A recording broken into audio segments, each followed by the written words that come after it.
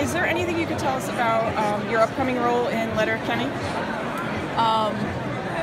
It might be my favorite thing I've ever done. I've been in 200 episodes of television where I suffer, cry, bleed, die, and after my first day on set, I was like, why have I not been doing comedy? Like, these guys have got it figured out. And I gotta say too, it is an extraordinarily nice group of people, man. They were so welcoming and so loving and so patient with somebody who hadn't done comedy in a long time.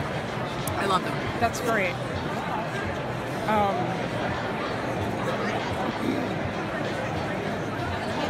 I think it's great having strong female leads in a dystopia-type world like The Walking Dead or Colony, where women get to be heroes. What draws you to roles like that? I mean, I think it's just how I see the world and how I try to walk in it, you know? I think sometimes we attract what we put out. I've never been very good at the sort of stereotypical female, stand by your man kind of a thing. It's just not my jam, and I don't really see any particular need to tell those stories because we've told them for such a long time, and telling those stories doesn't necessarily do any of us any favors.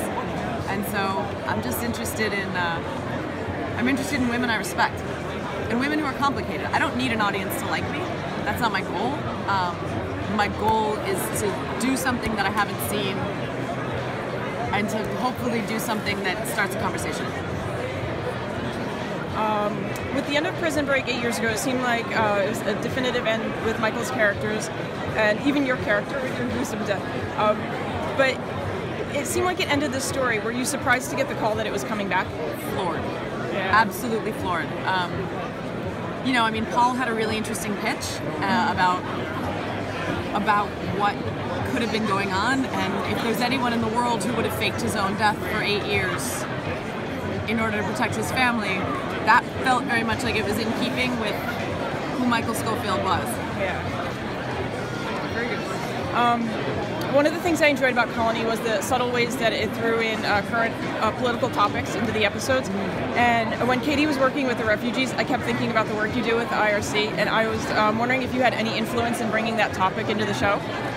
You know, I didn't specifically ask for it, but I will say when I went into the writer's room before season 2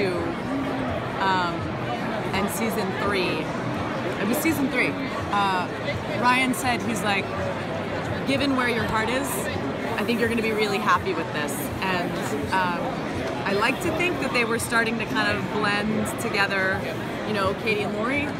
Katie. I'm having an identity crisis. Katie and Sarah.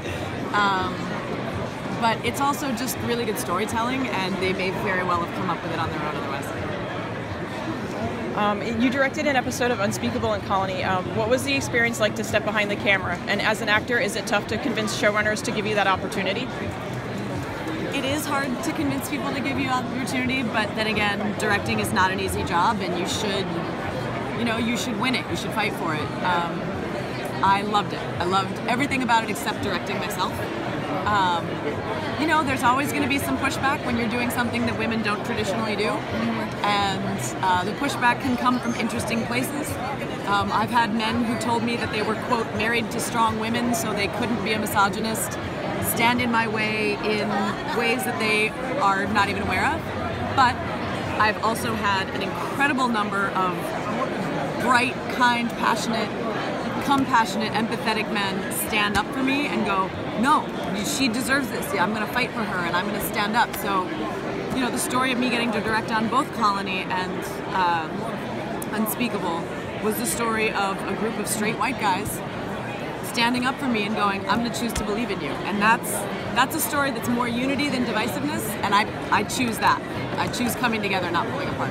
Great. Thank you so much. So much. One quick question off camera. With